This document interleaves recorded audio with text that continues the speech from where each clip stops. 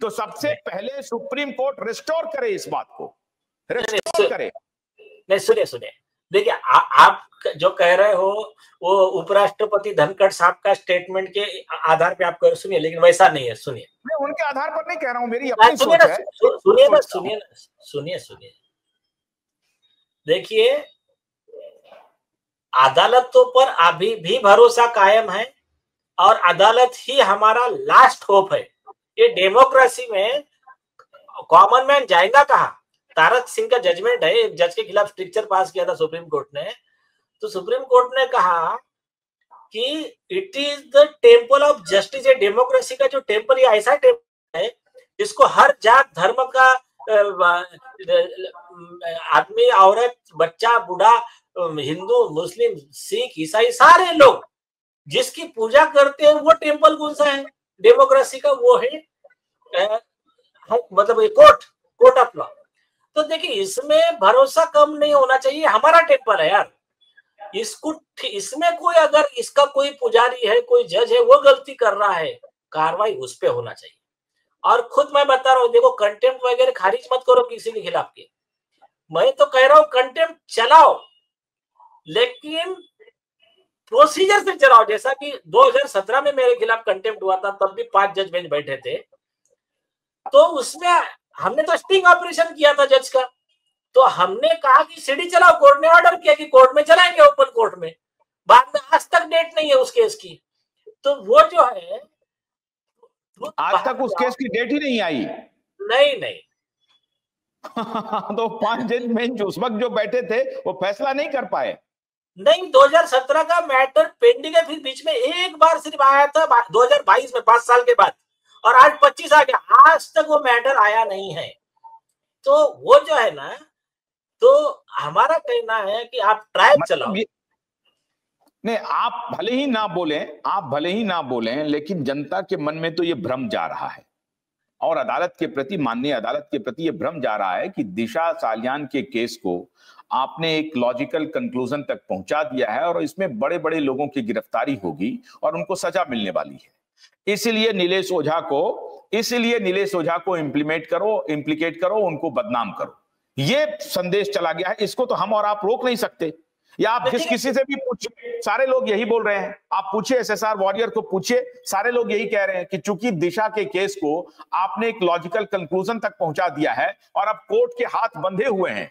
देखिए साहब, अगर 30 अप्रैल को 52 नंबर पर सुनवाई हो गई और अदालत का फिर वही रवैया रहा, तो फिर भरोसा कम होगा, ये जान लीजिए। जनता के मन में भरोसा कम होगा, ये जान लीजिए।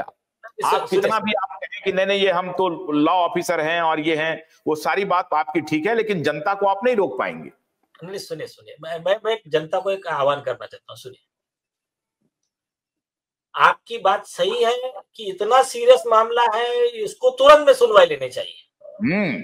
हाँ, मतलब आप मुझे इतना बताइए, तीस्ता सेटलवाड जो झूठे गवाह बनाती है, जिसको सुप्रीम कोर्ट का 3 जज बोलता है कि इसने झूठे एफिडेविट दिया, जो जेल में जाते हुए, देखिए भरोसा ऐसे नहीं टूट रहा है। भारतनाट्यम देखते हुए 2 बेंच पहले गठित हुआ, वो दोनों में डिफरेंस हो गया, फिर आनन फानन में 3 जजों का बेंच बिठा दिया गया। एक दिन में 3 बार सुनवाई हुई है, पहले गुजरात हाई कोर्ट, फिर सुप्रीम कोर्ट, फिर सुप्रीम कोर्ट में तिवारा। ठीक है, तो अभी तो वो जिसके खिलाफ हमें प्रूफ है, सुप्रीम कोर्ट ने खुद जिसको आरोपी ठहराया है, उसके मैटर में आप तुरंत में बेंच कंस्टिट्यूट करते हो, और उसके जैसे दूसरे जो आरोपी है उनके किसी के मैटर में नहीं होता है। एक और दूसरी चीज, उससे तो ये कई ज्यादा सीरियस मामला है, गैंग रेप है, मर्डर है, ड्रग्स का कार्टेल है, और ये चाइल्ड ट्रैफिकिंग है, चाइल्ड का सेक्सुअल अब्यूज है। ये इतना सीरियस मामला है।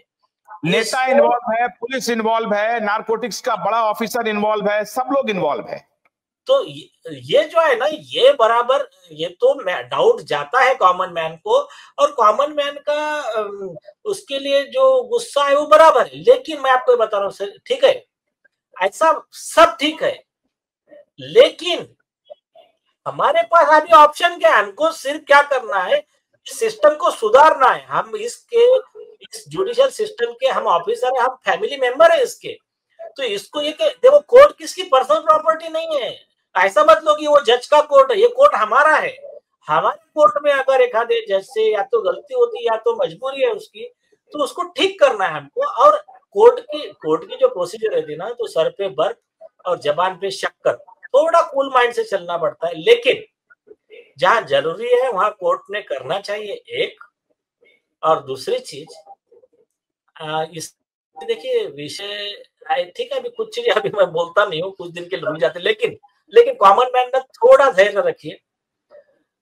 मेरा एक ग्रीवियंस है कि सरकार भी अगर चाहती तो सरकार इसमें तुरंत एफआईआर कर सकती थी। तो ये भी एक थोड़ा सा चिंता का विषय है, लेकिन कोई बात नहीं। सरकार ने उसके लेवल पे एक काम अच्छा किया कि इसको रिओपन कर दिया। बहुत चिंता का विषय है। और मैंने कल इस बात का जिक्र किया था अपने कार्यक्रम में कि देवा भाऊ को ये संज्ञान लेना चाहिए, देवा भाऊ को ये संज्ञान लेना चाहिए। वो खुद होम मिनिस्टर हैं, आखिर उनको कौन रोक रहा है? नहीं ठीक है, लेकिन उन्होंने एक काम अच्छा किया है, इसको रिओपन तो करा दिया। बाकी चीजें उनकी क्या मतलब उनके क्या रणनीति है उनको बेहतर जाने। लेकिन वो उसमें ठीक है, हम भी जिम्मेदार नागरिक है, तो हमारा भी कर्तव्य है कि उनको बता कि ये जो चीजें है ये इससे बेटर हो सकती थी। पर ठीक है, चलने दीजिए। और कुछ चीजें हैं अभी नहीं बोलूंगा मैं, कुछ दिन के लिए रुक जाइए, मालूम पड़ेगा क्या है। तो मेरे हिसाब से आज के लिए इतना काफी है, अभी हमारा है। एक सवाल का जवाब दे दीजिए। मुंबई के पुलिस कमिश्नर नए आने वाले हैं 1 तारीख को, तो खलबली है हमारे पास। अभी कुछ देर पहले मैंने अपनी बातचीत में ये बताया है कि उधर खलबली है। मुंबई में क्या खबर है? हमारे पास जो जानकारी है उससे कुछ ज्यादा आपके पास? नहीं, देखिए, अगर सदानंद दाते साहब का नाम आता है तो फिर तो आरोपी पुलिस अधिकारी सबके लिए डरने की बात है। अगर वो एनआईए से इधर आते हैं तो। और बाकी अगर यहाँ पर दूसरा एक चांस है एक पर्सन का, वो जो मुंबई के जो अभी के स्पेशल कमिश्नर है देवेंद्र भारती साहब, वो अगर प्रमोट होते तो वो जरा थोड़े जरा स्लो शांत टाइप के आदमी है, तो ये चलेगा तो थोड़ा। सदानंद दाते आते हैं तो बहुत अच्छा रहेगा, और इसीलिए हड़कंप मचा हुआ है।